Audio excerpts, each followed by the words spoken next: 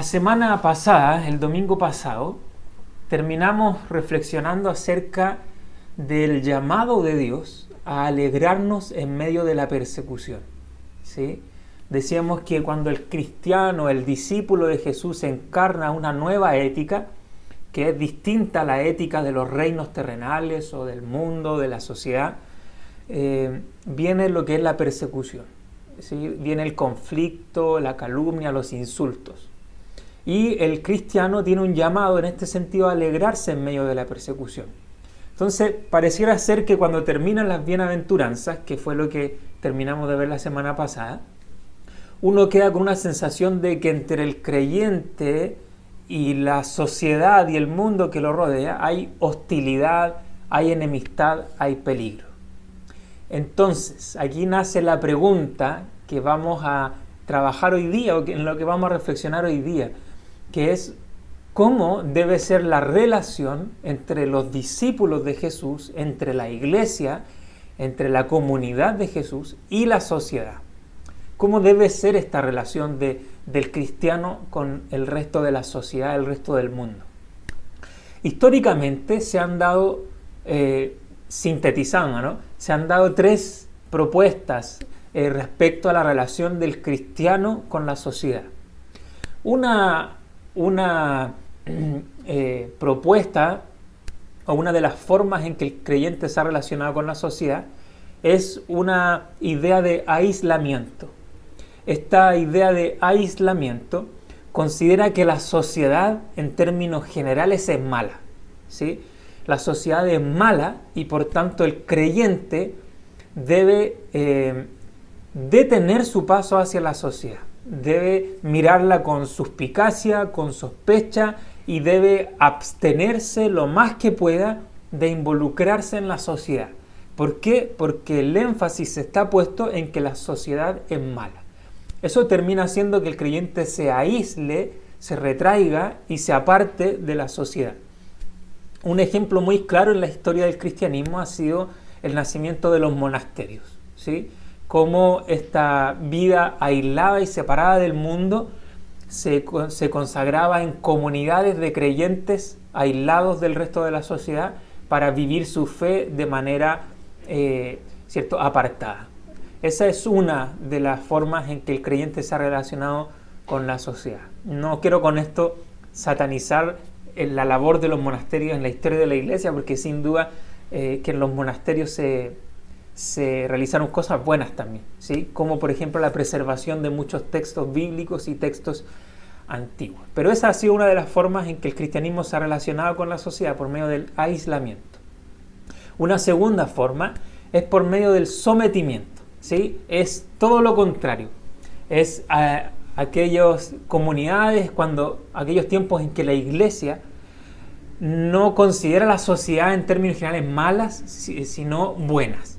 Y lo que hace es involucrarse en la sociedad acríticamente y termina por esta visión de la sociedad como muy buena, termina cediendo en sus compromisos éticos con la Escritura y con su fe, ¿sí? Quizá un ejemplo extremo, pero que nos puede servir para ilustrar esto, es las iglesias cristianas, las instituciones eclesiales en la época del gobierno nazi en Alemania, ¿sí? Figuras surgieron allí como Bonhoeffer, como Karl Barth, que acusaron a la iglesia como institución de someterse a la ideología nazi y apoyarla en este proyecto que claramente era anticristiano. Pero la iglesia cedió en sus compromisos con su fe para poder simpatizar y involucrarse en esta ideología que imperaba en su sociedad. Esa es una segunda forma de relacionarse con la sociedad que se ha visto en la historia, que podemos llamarla como de sometimiento. Al final terminan cediendo en sus compromisos para someterse a los proyectos sociales. Pero hay una tercera forma de involucrarse o de relacionarse con la sociedad, que es la de influenciar para transformar, ¿sí? uno de los más grandes promotores de esta idea fue justamente Juan Calvino, alguien a quien nosotros como presbiterianos admiramos mucho. ¿Cuál era la idea de Juan Calvino respecto al cristianismo y la sociedad? Era una idea un poco más equilibrada, o era una idea equilibrada en relación con las otras dos anteriores. Juan Calvino reconocía que en la sociedad habían luces, destellos de verdad, de justicia, ¿sí? No todo era malo en la sociedad, pero también reconocía de que la sociedad está altamente influenciada por la idolatría y por el pecado. Entonces Juan Calvino tenía una visión de involucrarse en medio de la sociedad, pero sin ceder en nuestros compromisos de fe y en nuestros compromisos con la Escritura. Entonces, para Juan Calvino era muy importante ser diferentes de la sociedad en nuestra ética, en nuestro compromiso de fe, y desde esa diferencia, desde esta distinción como pueblo de Dios, influenciar para promover la justicia, la verdad, la belleza en medio de la sociedad, ¿sí? Y creo que Juan Calvino tenía mucha razón, mucha verdad en su postura respecto a influenciar siendo diferentes. Y yo creo que justamente hacia allá es donde nos dirige el Sermón del Monte en los versículos que hemos leído al inicio de este culto, de los versículos 13 al 16. Solamente quisiera recordar, antes de entrar a estudiar estos versículos, el contexto en el que se da este pasaje de Jesús en el Sermón del Monte. En el primer siglo, aquellas personas que se adjudicaban la idea de personas piadosas eran los fariseos, ¿sí? Ellos tenían un celo religioso, un celo ético, podríamos decir, muy alto. Sin embargo, ellos tenían una tendencia a aislarse. Eran personas sectarias que no se involucraban con el mundo y con la sociedad. En primer lugar, para ser prójimo de ellos, tú tenías que ser judío. Si eras extranjero, eras un pagano. Y siendo judío, entonces tenías que ser alguien tan celoso como ellos para poder involucrarte y entrar en su círculo de amigos, ¿sí? Entonces tenían una actitud muy sectaria. Eso en el contexto de Jesús. Ahora en el contexto al cual escribe Mateo, los primeros lectores de esta carta, de este evangelio, eran personas que estaban siendo por una parte perseguidos por los romanos y por otra parte viviendo una hostilidad muy grande de parte de los judíos, que eran los religiosos de esa época y que atacaban a los cristianos por no ser fieles al judaísmo, y por otra parte los cristianos sentían la hostilidad del imperio romano, ¿cierto? Que estaban ahí constantemente oprimiéndolos y persiguiéndolos. Entonces, para los cristianos del primer siglo era muy complejo vivir su fe porque parece que no encajaban en ninguna parte, ¿sí? Entonces es muy significativo recibir este mensaje de Mateo para animarlos a que efectivamente sigan siendo diferentes, ¿sí? A que esta idea de no encajar es muy bíblica, ¿sí? Es muy fiel al mensaje de Jesús. Jesús dice, sean diferentes, pero siendo diferentes, no sean igual que los fariseos, no sean sectarios, no se aíslen, sino influyan, participen e incluso, es muy linda esta idea, sirvan a aquellos que los persiguen. Tremendo como el mensaje del Evangelio nos invita a servir a aquellos que son hostiles con nosotros. Entonces partamos viendo el texto en primer lugar en el versículo 13 del capítulo 5 de Mateo, que nos dice lo siguiente: ustedes son la sal de la tierra, pero si la sal se vuelve insípida, ¿cómo recobrará su sabor?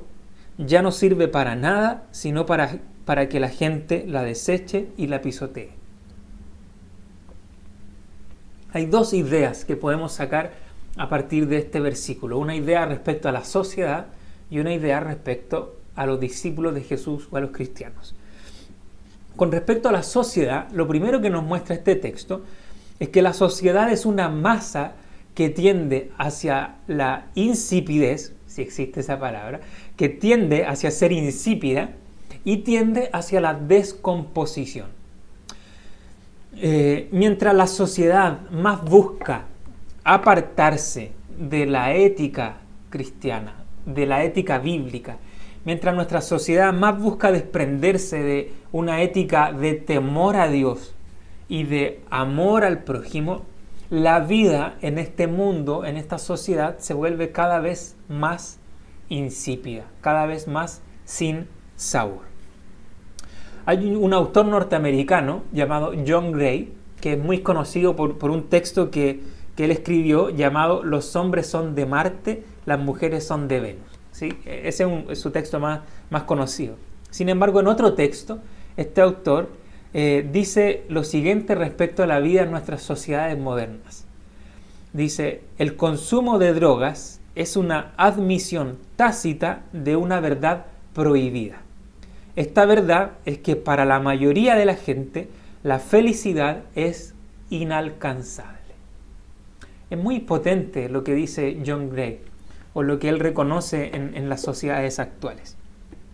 Él reconoce un síntoma, y es de que las adicciones, no solamente las drogas, sino que las adicciones en generales, son una muestra explícita de que la vida moderna, la vida contemporánea, se ha vuelto insípida, se ha vuelto sin sabor. Y que para sazonar la vida en la actualidad, yo necesito grandes dosis de algo que me haga sentir vivo, que algo que de alguna forma sazone mi vida que es tan insípida. Pensemos en adicciones no solamente como las drogas, ¿cierto? El alcohol, las drogas duras, sino que pensemos también en adicciones como el consumo, la pornografía, que de alguna forma intentan llevarnos a dosis de sazón para nuestra vida tan vacía. El problema es que las adicciones, sea cual sea, lo único que generan en la vida del hombre y de la mujer es la descomposición. Aquí encontramos estas dos realidades que Jesús ya describía en el primer siglo, ¿sí? Obviamente la sal lo que hacía era, por una parte, sazonar, y por otra parte, en la antigüedad, cuando no existían los refrigeradores, ¿sí? Las comidas se evitaba o se retrasaba su descomposición por medio de la sal. Entonces nuestras sociedades tienden hacia eso, hacia vivir una vida insípida, pero también a vivir una vida de descomposición. La vida se destruye, se deshumaniza en nuestras sociedades sin el Evangelio, sin la luz del reino de Dios. Entonces el texto nos señala una segunda verdad, ¿cierto? La primera verdad es respecto a la sociedad, la segunda verdad es respecto a los discípulos de Jesús. Y el texto nos dice que Jesús nos da una nueva identidad, dice, vosotros sois la sal.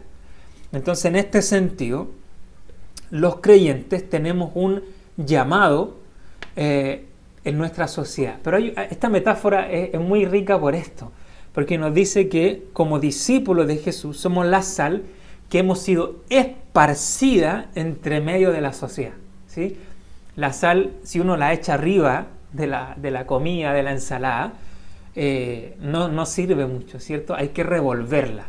Y en ese sentido, los discípulos, ya en esta metáfora, se nos llama a esparcirnos entre medio de la sociedad. ¿Para qué? Para poder, por un lado, dar sabor a la vida de la sociedad, y por otra parte, para detener la descomposición de nuestra sociedad. Entonces miremos esto a la luz de las virtudes, de las bienaventuranzas en las cuales ya nos han mostrado a grandes rasgos cómo es la ética, cómo es la vida del creyente en medio del mundo. Y ahí vamos a ver cómo por una parte la ética del creyente le da sabor a la vida y por otra parte detiene la descomposición de la vida en el mundo. Entonces tú sazonas la tierra cuando lloras con el que llora, cuando muestras compasión con el que sufre, o cuando trabajas por la paz y el bienestar de tu entorno. Te transformas en una bendición que sazona la vida insípida de otros. Por otra parte, tú detienes la descomposición de la tierra cuando cuando respondes con humildad a quien te ataca y no continúas con el ciclo de odio y violencia. Cuando vives con rectitud en un mundo sin valores, o cuando defiendes la justicia, aunque ello te lleve a la muerte. Así que, como sal de la tierra, tenemos un llamado a sazonar y a evitar la descomposición de nuestra sociedad. Ahora, miren cómo termina el verso 13. Dice que si la sal ya no sazona, entonces no sirve para nada. ¿Qué quiere decir esto? Que si los discípulos de Jesucristo abandonan su vocación social, entonces ya no sirven para nada. Esta declaración es tremenda, es escandalosa.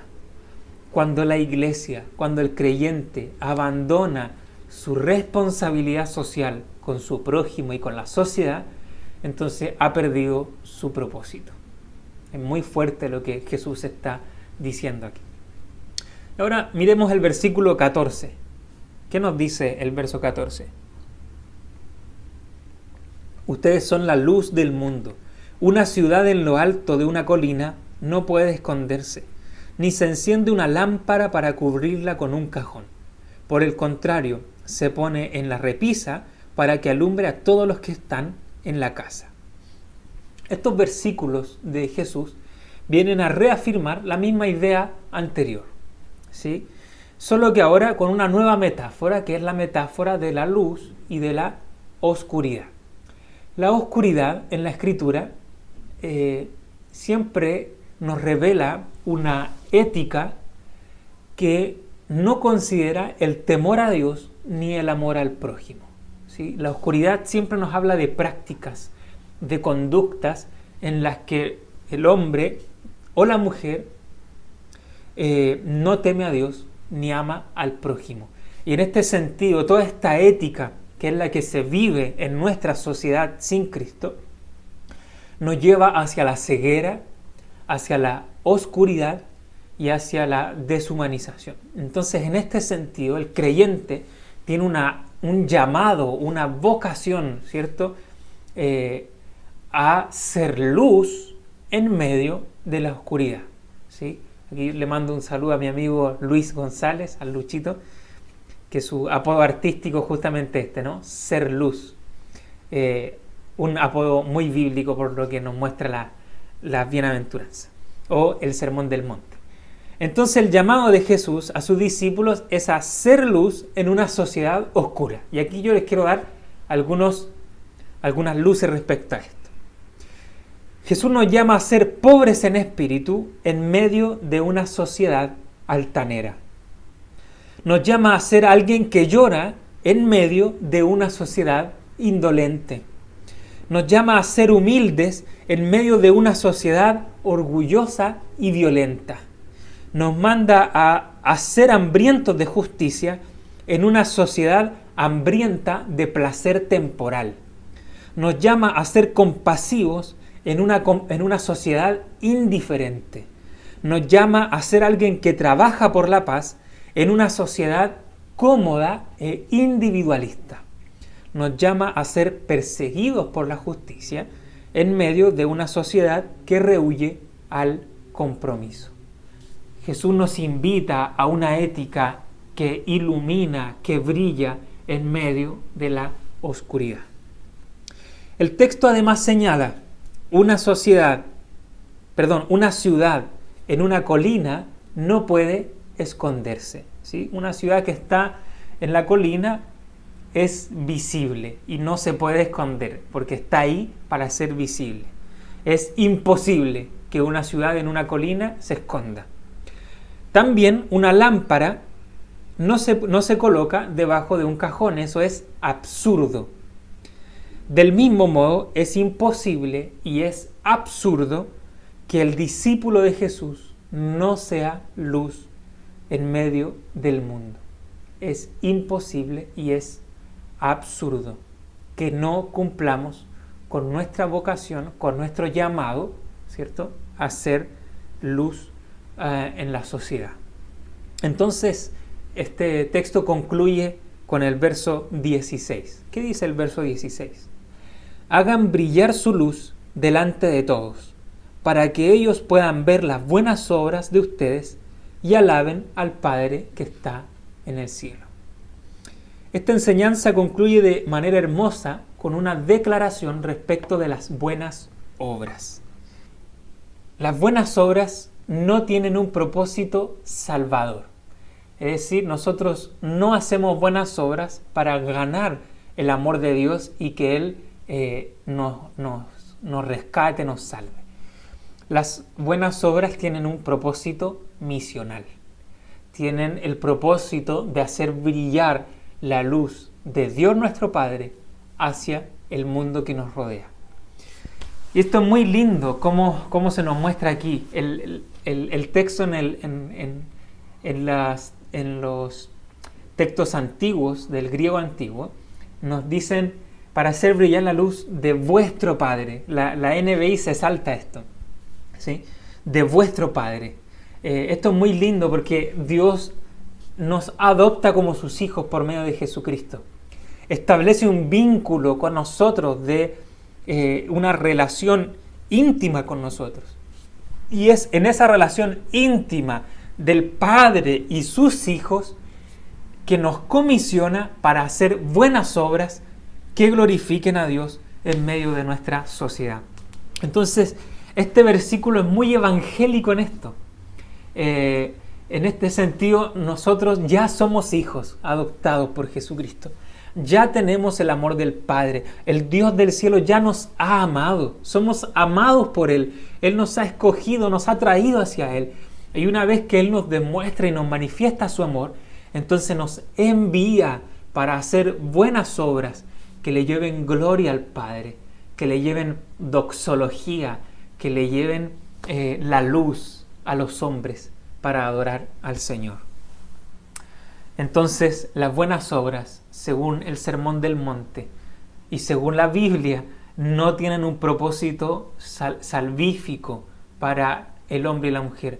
Tienen un propósito misional de extender la luz de Dios hacia quienes nos rodean y hacia nuestra sociedad.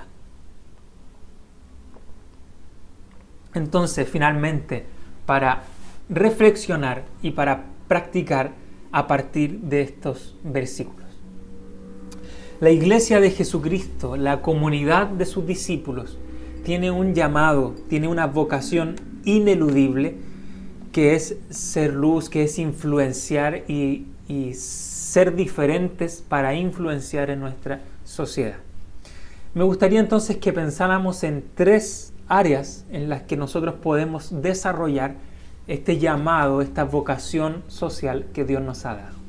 En primer lugar, un llamado individual. Cada creyente de manera individual es sal y es luz.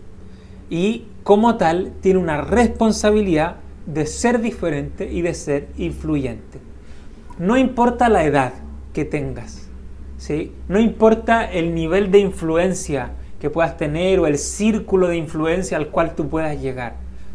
Sea en tu colegio, sea en tu familia, sea en tus hijos, sea en tu universidad, sea en tu trabajo, sea con tus vecinos. En cada espacio en el que Dios te haya colocado, tienes un llamado, en primer lugar, a detener la oscuridad, a detener la maldad, a acusar y reprender las obras de maldad que deshumanizan y que traen pobreza a la vida de las personas. Y por otra parte tienes un llamado a enriquecer la vida de aquellos que te rodean y de promover el bien, de promover las obras que son coherentes con la ética del reino de Dios.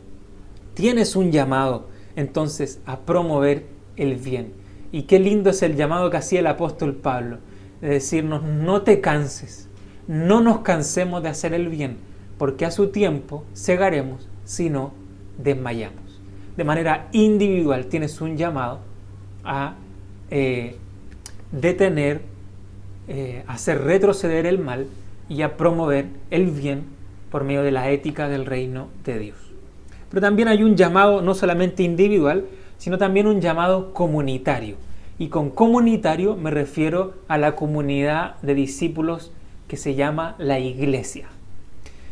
El reconocido teólogo británico llamado John Stott dice una frase comentando este texto que a mí me gustaría leerla entera porque es muy desafiante lo que John Stott nos dice. Fíjense lo que dice.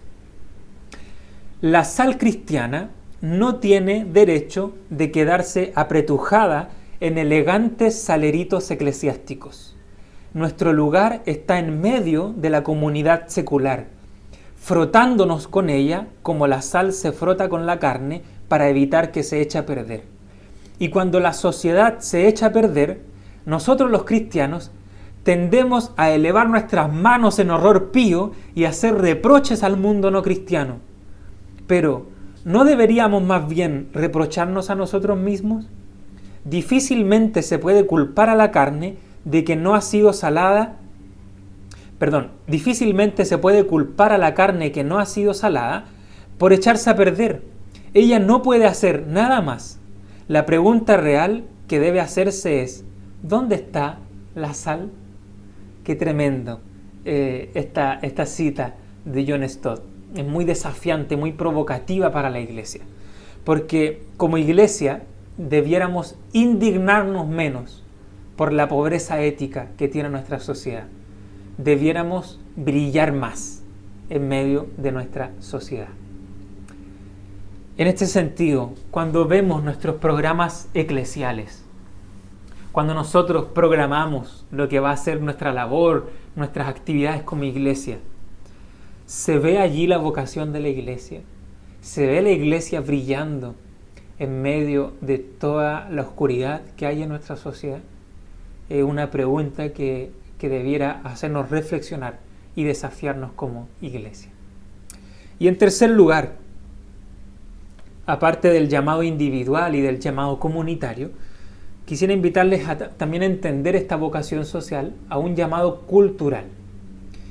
Un profesor de teología norteamericano llamado William Dearness cuenta que en cerca de los años 1930, un productor en Estados Unidos, que era un productor de la 20th Century Fox, esta famosa, reconocida, este famoso y reconocido estudio de cine, ¿cierto? Escribió cartas a varias universidades evangélicas pidiéndole que mandaran a alguno de sus jóvenes a que pudieran ir a Hollywood a escribir y ayudar a escribir guiones que fueran buenos y que fueran edificantes. Y para poder, por medio de la 20th Century Fox, hacer películas que influenciaran a toda la sociedad.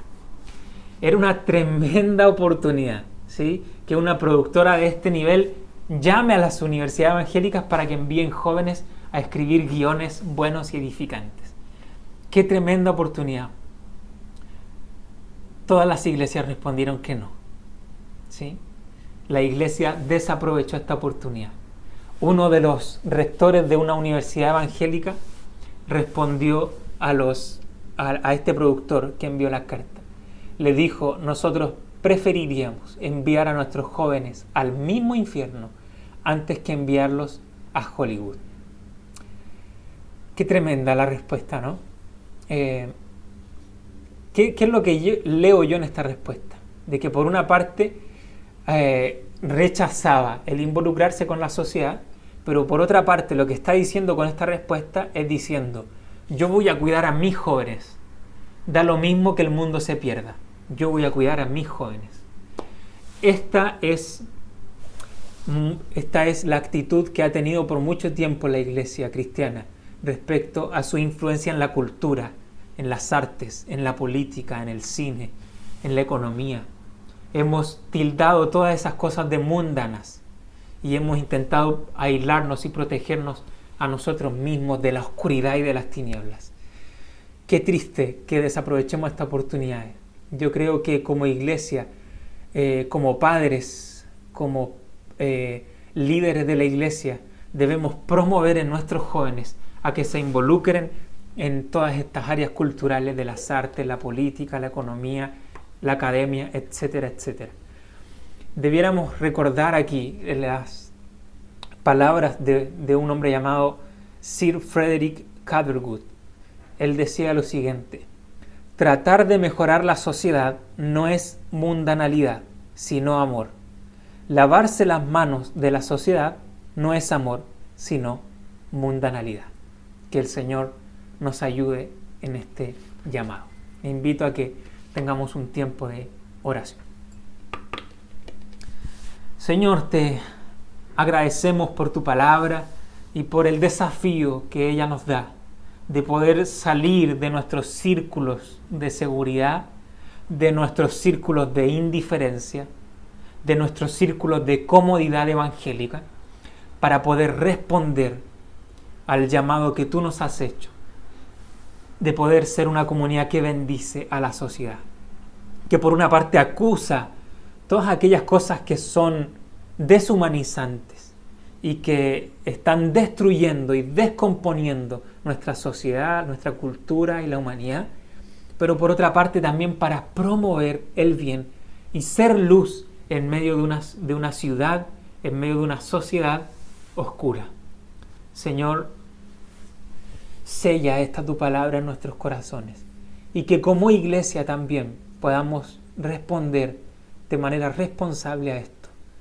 Que nuestros programas eclesiales, que las dinámicas de nuestra iglesia dejen de estar centradas en sí mismas y podamos ser una comunidad que sirvan al mundo, porque ese es tu llamado para nuestra vida. Señor, sella esta palabra en nuestras vidas. Y ahora, Señor, quiero pedirte tu bendición para esta semana que comienza, para que tú nos des un corazón atento, un ojo atento, para ver las oportunidades que tú nos das en medio de este tiempo, de servir a nuestros vecinos, de servir a nuestros familiares y de servir a todos aquellos, Señor, que tienen necesidad y que en los cuales, en esos espacios en los cuales nosotros podemos ser luz, Señor, en medio de este tiempo. Que tu bendición esté con cada uno de nosotros y con nuestras familias, en el nombre de Jesús. Amén y amén. Que el Señor les bendiga, queridos hermanos.